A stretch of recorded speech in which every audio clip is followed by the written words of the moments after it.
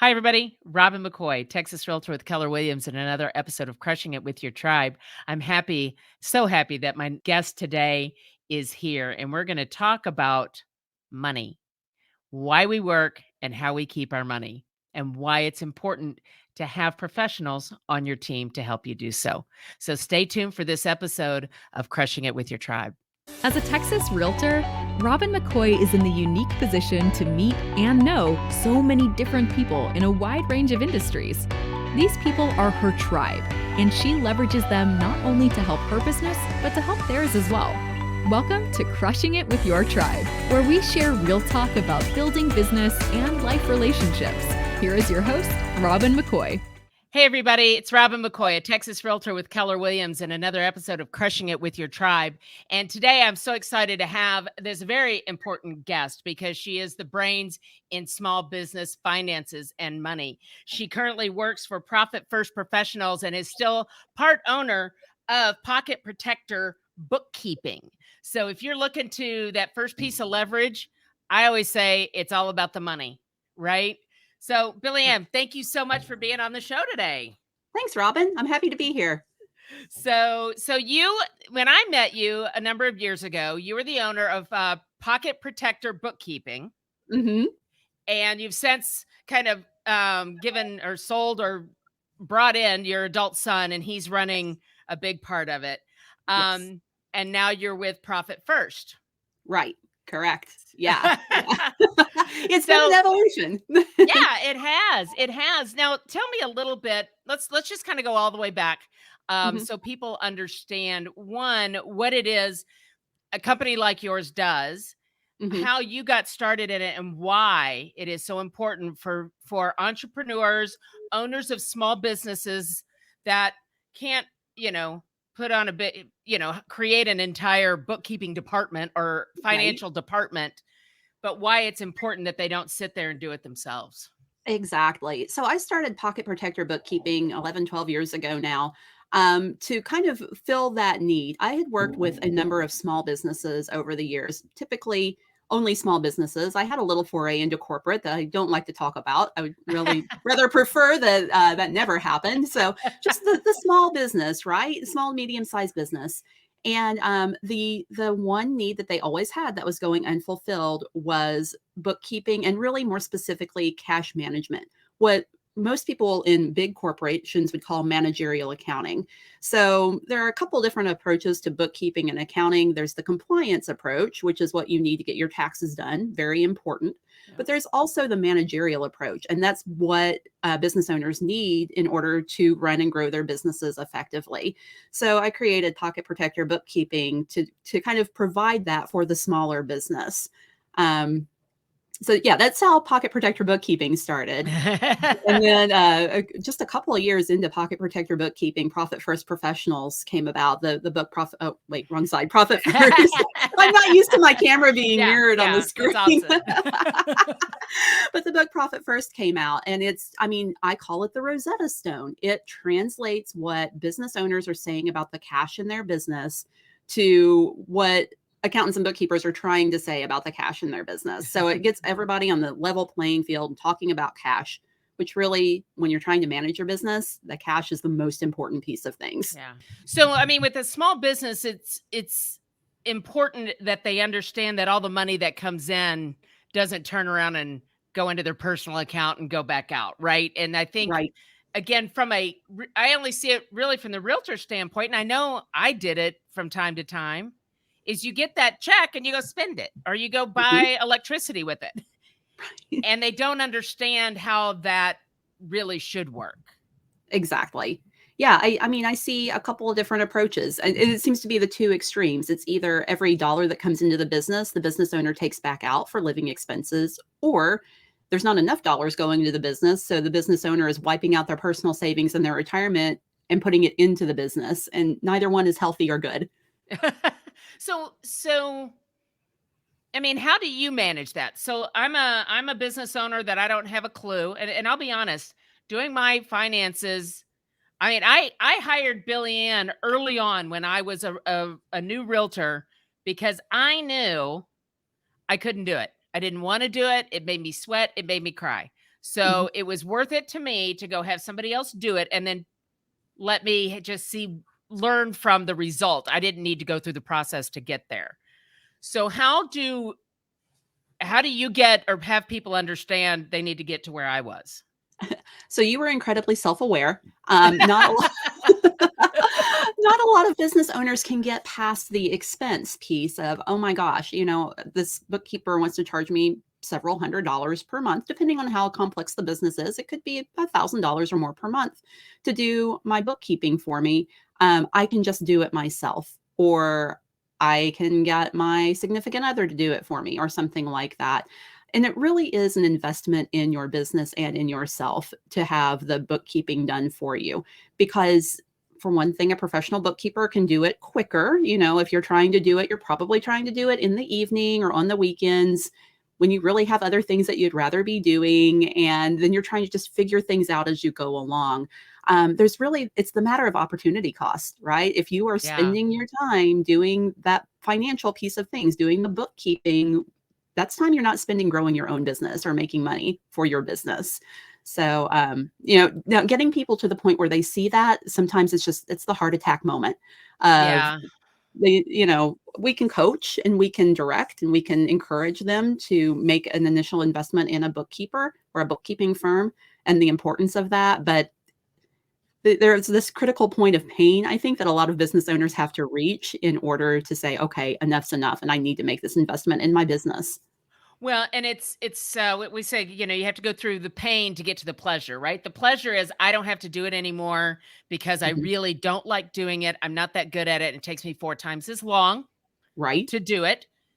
And so, but to do that, I have to go through that pain of saying, okay, this expense, whatever it is, because everybody's going to be different, the time required, the payroll versus no payroll, whatever any of that looks like is going to be different with each business. But it's that pain to get through, like owning it and Mhm. saying, okay, this is an expense just like me driving my car or buying inventory. It's an expense of the business that I will get back because I can go sell another house. I can go build another widget. I can go do something else instead of pulling my hair out on the weekends because now it's tax time and I haven't done anything for 9 months. Exactly. Yeah. Yeah, and if That's you how I can looked take it at it. yeah, and if you take it a step further even and you find a bookkeeper or an accountant that's also providing consultation and advisory services, it's not just a matter of getting those books in order for you. It's, okay, let's take a look at your numbers and let me show you how to use these numbers to make your business better.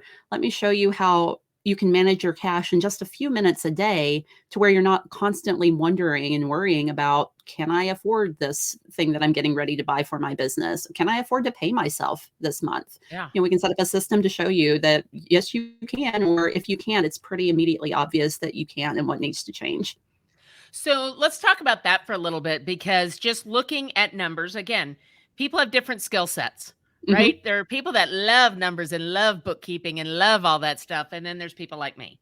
Right. So, but how do you look at a set of numbers and say, you know what, here's where you are profitable. This may be where you're not profitable, and kind of teaching to that so people understand at the end of every month just because you brought in 10,000 doesn't mean you have 10,000 to spend. Exactly. Yeah. So, I mean, without getting too technical about key performance indicators and all those Mhm. sorts of things, which are things that the financial professionals will look at and hopefully boil it down into language that the business owner can understand, and you don't have what a colleague of mine calls EGO, eyes glaze over. Yeah. I have no idea what you're saying here. Yeah. It's a matter of boiling it down to something simple, and that's the beauty of something like the Profit First system, which leverages bank accounts, something that business owners look at anyway on a daily basis. You just open your bank account and you see, okay, well, I have $10,000 in my operating expense account. And then you don't have to wonder, what do I have to pay out of that $10,000? Mm, Because you right. have another account that has your owner's compensation in it, and that's what you're going to pay yourself. And you have another account that has your tax savings money in it, so you don't have to worry about getting in trouble with the IRS. So Okay. just really finding a professional that can help you boil things down into that level. And I mean, I think one of the most profound things I've heard recently or seen recently online is financial statements were made for the accountant and bookkeeper and not for the business owner. So if you are sending your client financial statements and saying, here, review these, you're not doing your client any good. Yeah. You need to look at those yourself as the professional and say, hey, I'm looking at your revenue and I noticed that it's up 10% over this time last year. Let's discuss what you're doing. Maybe we can amplify that. Or, the other side, maybe your expenses are up 10% from last year, but your revenue's not. What's going on here? Is this something we need to get on top of? Are you making investments in your business for future growth? How are we going to measure that? Because a lot of times the business owner doesn't know. It's just, Yeah. hey, I need this thing for my business, and you enter your credit card number, and the next thing you know, it's a subscription now that you're paying for. Be the leader you know you can be. Build your professional network and access education that takes you where you want to go. We are women of all ages and backgrounds. You deserve national recognition and opportunities to build relationships with people you want to work and grow with. Hit the ground running with the Charisma chapter of the American Business Women's Association. Meetings each month from 6 to 8:30 p.m. on the fourth Tuesday in Farmers Branch, Texas, and online. Come with us. Experience ABWA for yourself. Go to charisma.abwa.org to learn more. Because a lot of times the business owner doesn't know. It's just, Yeah. hey, I need this thing for my business, and you enter your credit card number, and the next thing you know, it's a subscription now that you're paying for. Well, and I think, when inflation hits, the economy shifts. Mhm. These are times that we really have to look at where we're spending our money, Yes. right? And we look at personal. Mhm. Can we cut back on, poor Starbucks gets, the brunt of all are you still going to Starbucks every day at $5 a pop? But that's just an example, right? Right. Where can you, cut back there, but also checking your expenses in your business, looking Mhm. at marketing and advertising. Are you getting dollar for dollar return on it? Exactly. If you're in the habit, like you said, subscriptions, right? I had, you have the pro version of Canva or this program. Are you using it, or did you buy Mhm. it because you needed it for one thing and you haven't touched it again? Exactly. Yeah, those sorts of things and here's the really insidious part, they don't cost that much. They're like Yeah. 5 or $10 a month, and you look at it and you're like, "That's not a big deal." But you get 10 of those at $10 per month. Well, that's $100 a month now, $1,200 a year. That's sizable. And Yeah. everybody has their own little vice, some it's subscriptions to apps. For some, me here right here, continuing education. Oh my gosh, yes, I'm going to sign up for this program, or I'm going to sign up for that program. I really want to learn this or that or the other thing. And the next thing you know, you've got 3 or 4 things going on that you're paying for and you're not using any of them. So it's Yes. just that awareness. And the other side of that coin too is your pricing. Maybe your pricing isn't right. Maybe your expenses are lean, but maybe you're not pricing effectively for your product or service. And that's what's impacting your profitability and your ability to pay yourself. So maybe people, you started out at $5 Mhm. as an example, and maybe the market is now telling you can charge 850. Exactly. Yeah. And Yeah. I have a friend that is a designer, and she wasn't charging enough for her time. Mhm. And I told her, I said, "You are so much more valuable, just raise your rates on your next client. Nobody's gonna know." No one's gonna know. Yeah, without disclosing anything confidential, I worked with a client that provided a much needed service in an area that had none of that service, and they were severely underpriced. And I said, "You need to double your prices." Oh my gosh. Do you think people would pay that? I can promise you they will pay that because the service you are providing, no one else is providing it, and your area needs it. Nobody batted an eye. They solved every problem in their business just by doubling Just their by price, and they just needed permission to do it. Yeah. Well, and I think because as a business owner, we're so reliant on each individual person that you want to make sure that they continue to like you, that Mhm. they continue, that they don't think that we are, ripping them off or, trying to hurt them or something like that. Right. And like you said, people just need permission Mhm. to be paid what they're worth. Exactly. I can't tell you how many times I've advised somebody raise your prices, and they've come back and they've said, "So, okay, well, my customer had feedback. Well, what was it? It's about time." Or I wondered when that was going to happen. You're worth more. And see, I mean, your customers know it, but it's the very rare customer that's going to say, hey, you know what? You really need to increase your price. Yeah. They're just not going to do that. Nobody's going to do that. You need to increase your price except with me. Yeah, you might get that. So let's talk a little bit more about like this profit first idea. Because, and I want, we're going to have all your contact information and your programs and things like that. So people can get in touch with you to learn about a little more, hire Billie Anne to do whatever it is you and she agree needs to be done. But let's talk about that profit first, because I've heard about a lot about it. I know a lot of bookkeepers in that I know subscribe to the philosophy or the program. So let's just talk. What is it? What does it mean? I think probably the easiest way to explain it is it's the envelope system using bank accounts. So way back in the day, like 25 years ago now, when my husband and I first got married, my mother-in-law sat us down and she said, I'm going to show you how to manage your paychecks so you never have to worry whether or not you can pay rent, pay your utilities, have money for groceries, and have money for fun. And she said, go cash your checks, don't put them in the bank, cash them, and then you put cash in envelopes tagged for each thing. And I mean, it was a little archaic and I didn't like it at the time, except then I saw it actually working. And with time, we moved to an actual bank account because, I mean, you probably don't want to have that much cash laying around. But it did make it very, very easy. I mean, if we wanted to go out on a Friday evening, we went and we looked at our fun envelope and how much money was in there. Well, that let us know what we could go do. Instead of, oh, wow, we just spent $100 for dinner and a movie and rent's due next week. And now we're, $50 short. Well, that's not good. So the profit first system does the same thing. It's behavioral cash management. So the core system is 5 bank accounts, and it sounds awful, but it's really not, because most of the activity just happens in one account. Yeah. So all of your money goes into the income account. And then that way you can start seeing how your cash ebbs and flows throughout the month in your business. All of your expenses are paid from your operating expenses account. But then the other 3 accounts are holding accounts. So you've got your owner's compensation account or owner's pay account. That's where you put a percentage of your income to make sure you're paying yourself as the business owner. So it's not like, oh, I wonder what's left in my bank account at the end of the month and can I pay myself from it? No, you've already proactively allocated to that. You have your tax account, which makes sure you're not getting in trouble with the IRS.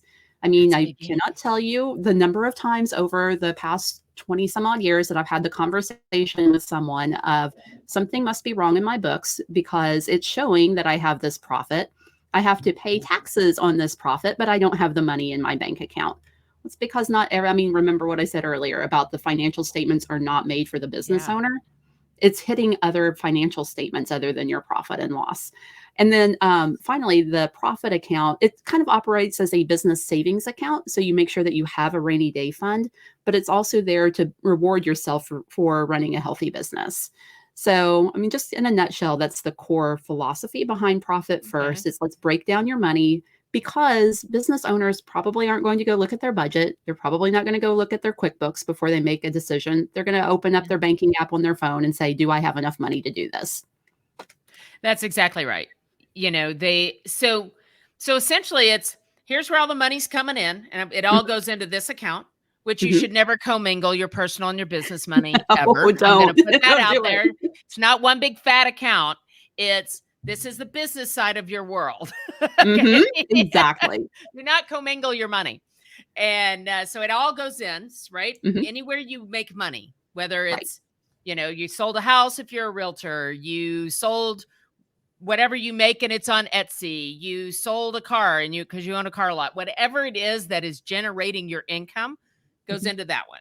And then you just start peeling away from that, right? Yeah. And I mean, the system is called Profit First because there is a structure to how you do it. We want you to take your profit first, right off the bat, peel off when you're first starting, maybe 1% to 2%.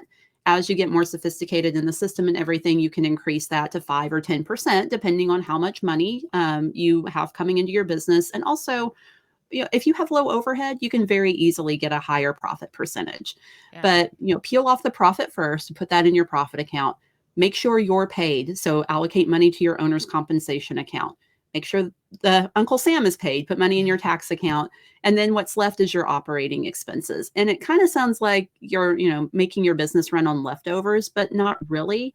It's a way to budget without budgeting, because now you're forcing down the amount of money available for expenses because you've made sure that you're taken care of and your business is taken care of with those profit tax and owner's comp accounts. And now the OPEX accounts are what you have to run your business on.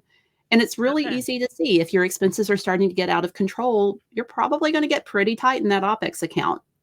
Yeah. And that's when you go back to that and you look at the actual bank statement and see where those reoccurring charges are. Exactly. That you, and if you're planning something, whether it's, I don't know, an event for your employees or a training class for yourself or a new copier for your office or whatever those things are, they don't have to be big deals. You can say, oh my God, I've got to get a new printer. Right. Well, is that really in that operating expense or can this other one hold off for a while? Exactly. And if there is a big expense that you have to plan for, like an event for your employees, or you have a big piece of equipment that you're going to have to replace sooner or later, you just set up another account for it. Most banks now are making, they're a lot easier than they were before COVID. Pre-COVID, it was like you had to go into the bank and sign a bunch of stuff. It was like this whole half afternoon affair to go and open an account. And now most banks are like, yeah, fine, we'll open it online and send you the paperwork and you can sign it later. So, and that's even if there's nobody in a bank anyway. You go into a bank now and you've got like two people in there. Exactly. Right. So, I mean, it's so easy now. Open another account. I have a couple of accounts myself, both business and personal, that the name on it rotates out. Maybe I'm planning for travel and it's travel. Well, then I do the travel and now it's time to invest in something else. I just rename the account. And now it's maybe my education account for a little while. And now, okay, I've purchased this education thing that I want. Now it needs to be, I don't know, employee bonuses or whatever it is. So, yeah. Well, I think that's huge because, I've done a variation and I guess you probably told me to do it. I don't, that may be where it came from years ago, but I do have, several bank accounts that just get money peeled into them. Yes. And I guess I didn't know it was called Profit First because I don't necessarily have them all named appropriately probably, but I think that's important because I see what I have seen with, and again, I see it from the realtor side where all of a sudden you sell a house and you've got this check and then you sell another one and you got another check and it's just in there. And then come tax time or some other time, I see people selling off all their shoes or their car or moving to a smaller apartment or whatever they're doing. Because I'm like, oh, they didn't pay their taxes. Right. Is what I see. Yeah. Now, I could be so far off base that maybe they had, extra cars. I don't know. But that's what, but I also know that people spend the money because it's there, and they haven't allocated appropriately. And then tax season shows up. And the first couple, when all of a sudden your accountant calls and says, you've got to pay another $11,000. Right. I know. Where's that coming from? That's coming from a payment plan with the IRS, and they are not friendly when it comes to the interest. No, they are not cheap, and you really only do that once or at least I do once or twice, and I'm like, okay, never doing that again. Exactly. Yeah. I'll pay them what I owe them, but a friend of mine is an accountant, and she's like, everybody has to pay the IRS. Nobody says you have to leave them a tip. Exactly. And I'm not giving them all that other money. 100%. Yeah. You know what? Let's not give the IRS money that they aren't entitled to. Exactly. Whenever you have interest and penalties, that's just give them extra money. And it's expensive. So these are expensive lessons that I think everybody learns. What is something, that if I am a business owner and I am just lost in the weeds on this and I just need help, how do you tell me, like, if I'm a business owner listening right now, what would you say to me that would get me to call you for help because I'm drowning? There's no shame in where you are right now. Yeah. So many business owners, whenever they first reach out to an accountant or bookkeeper, are ashamed because they feel like they should know better. No, there's no shame in it. Nobody has taught you how to manage money. Even if you went Right. to school, unless you went to school to get an MBA, and even then, I don't think that they really teach you how to manage cash. Nobody's taught you how to manage money. We're not taught that in school. Our parents probably didn't talk to us about it, and they sure didn't talk to us about it in business unless they were business owners themselves. So there's Right. no shame in where you are. And if your accountant or bookkeeper makes you feel shame, you need to find a different accountant or bookkeeper. Well, and it's also important to understand that a tax accountant is very different than a bookkeeper. Yes, exactly. They are Two different completely different things. things. Mhm. You need them both. You need them both, but that's part of your financial team Right. in your life and your business. They're two Mhm. different things, and I think people need to understand. Well, I've got a CPA or I've got H&R Block to do my taxes or whatever. Yeah. I know. Yeah. Um, Well, I mean, if you hire an accountant to do your taxes and they have to do your bookkeeping, they're going to do what's called write-up, which means they are going to do the quickest thing they can to arrive at the best approximation of your income and expenses for the year. And what that usually means is that you're going to be paying money on too much profit in your business, because they're not going to capture all of the expenses. So it's really in your best interest to have a bookkeeper capturing those expenses through the year, and then have your bookkeeper and your accountant talk to each other. yeah. Because if you have an accountant that's very tax focused, and that's, they're looking at everything through the tax lens, your bookkeeper might be more managerial focused, and they're looking at things through the lens of how can I help my client run their business better.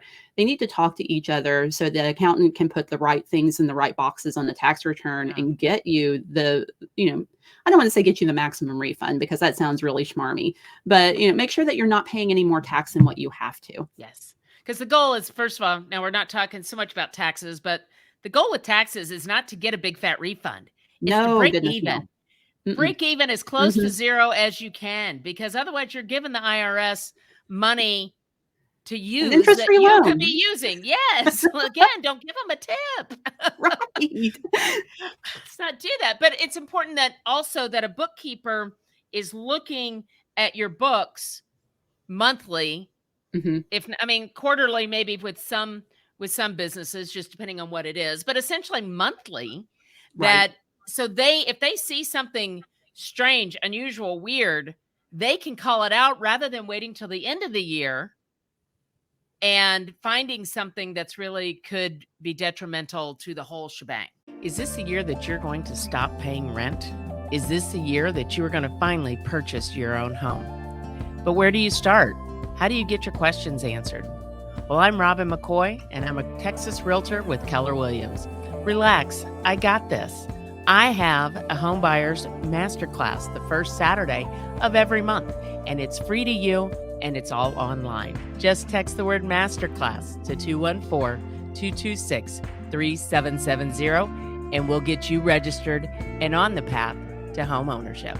If they see something strange, unusual, weird, they can call it out rather than waiting till the end of the year and finding something that's really could be detrimental to the whole shebang. Exactly. Yeah. Yeah. I mean, it's better to find it early. Your bookkeeper can tell you right away if maybe you are investing in something that you shouldn't be at the moment. Something that's maybe not in the best interest of your business. I can't come up with a good example right off the bat, but Yeah. they can also ask questions. Maybe I don't know, maybe there's something hitting your entertainment account and they're looking at that thinking, what is this? And it's something that you forgot to cancel. They're just all Yeah. different ways that the bookkeeper can ask questions. And when they ask the questions, they're not challenging you, they're challenging the expense. And I think sometimes a business owner can hear that challenge as, oh my gosh, why is this bookkeeper asking me how I'm using my money? It's more like they're just wanting to make sure you're getting the most for every expense Right. that you have, that you're actually getting a return on those expenses as opposed to just frittering away money. Well, and it's easy to do these days. Like you said, I Yes. think that example of just the subscription stuff, I think people are often floored by how much they're actually spending on streaming services, Mhm. or again the pro version of some app or program you use. That do you really need the pro, or is Exactly. everything, and it's those little things that add up. And again, I like what you said, that the bookkeeper isn't challenging you on how you use your money. It's just making sure that that expense is put in the right line item. for Mhm. one thing, because you get more of a write-off for an advertising than you do marketing. Right. Yeah. And Yeah. so if we can really call it advertising, then let's do that because Right. it's more beneficial for you. So that's why those questions. Exactly. Yeah. Yeah, I mean, there's so many different ways you can get your financial professionals working together and working for you. You know, if your accountant and your bookkeeper are two separate people, and they probably should be, and they're not talking to each other, they should definitely be having conversations with each other. Just to your benefit. I mean, and look, some business owners want to be in that conversation. Most of them are like, I don't understand what you're saying. Just give both professionals the permission to talk to each other. Yeah. They will work in your best interest. Well, and I think that's part of it too is hiring people that you trust, Mhm. that will be able to have conversations with everybody else, whether it's the bookkeeper, the accountant, the estate planner, and the attorney. Yes.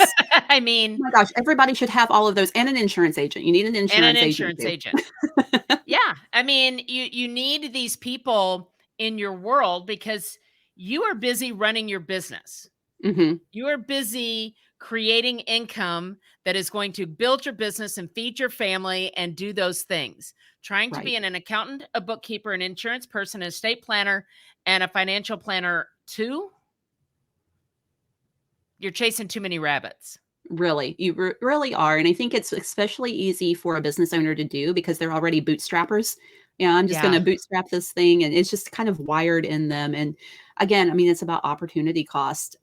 You're leaving money on the table. You're spending too much money if you're trying to do it yourself, as opposed to paying these professionals to look at the full picture with you and together and form a plan for your business and your personal. I mean, it doesn't just Yeah. have to be business, for your personal life too, to make sure that you are actually building wealth and that you're adequately protecting yourself and your family.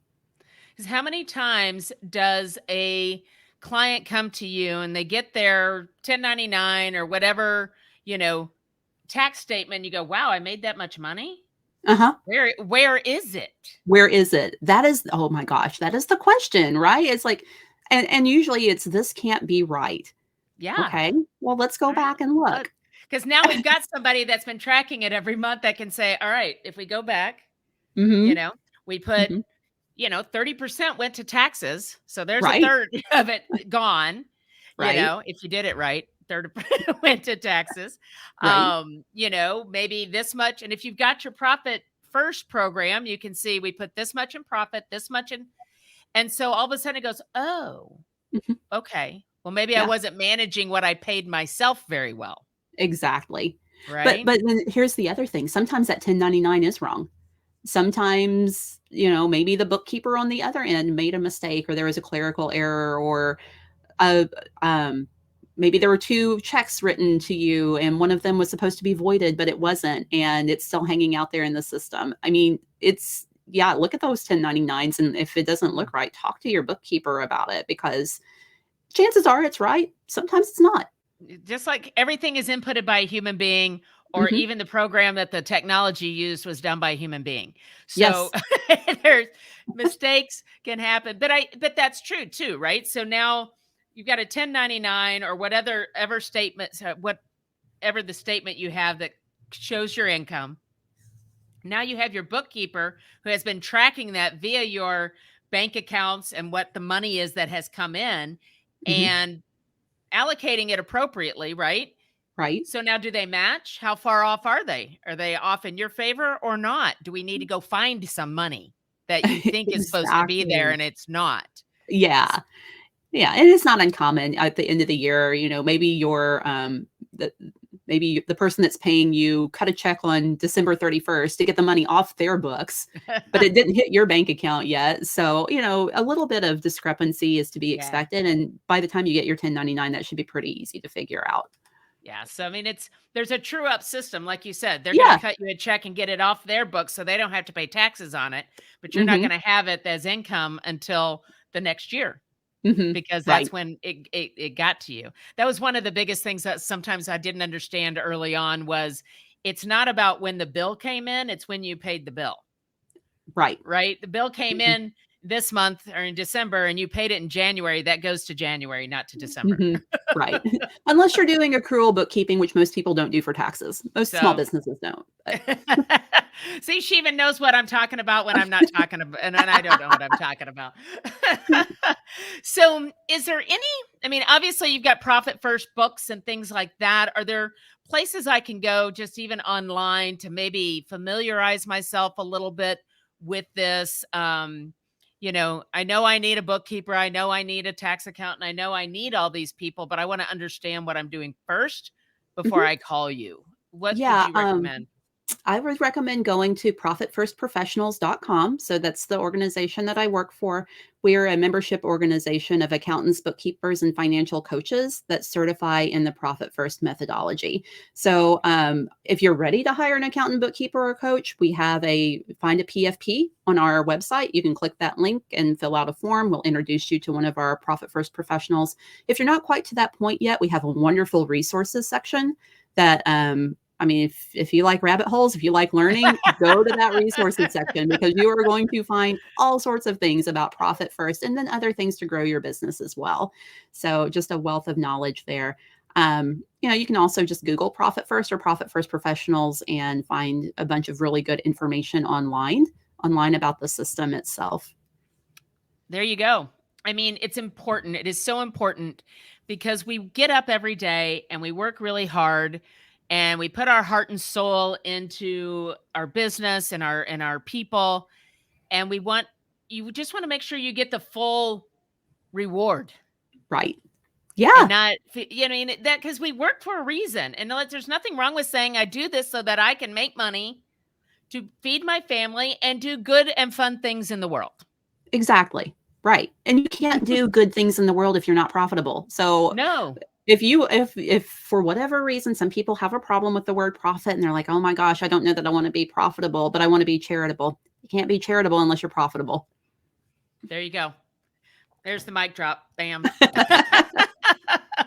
All right. Well, Billie Anne, as we wrap up, is there anything that we didn't touch on, any point that you really want to get across to people if they're coming up on this kind of decisions?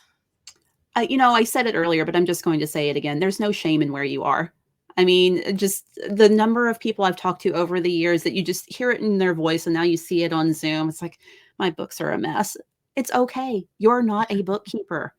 You weren't trained to do bookkeeping. You're trying to grow a business. It's okay that your books are a mess. It's even okay if your bank accounts are a mess right now and you're feeling like you're just scraping the bottom of the barrel. We can help you out of it.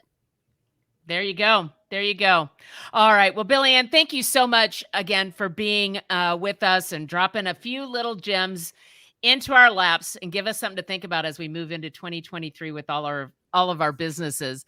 And keep in mind, you guys, all of her contact information and show notes are in the show notes. Are easy for me to say.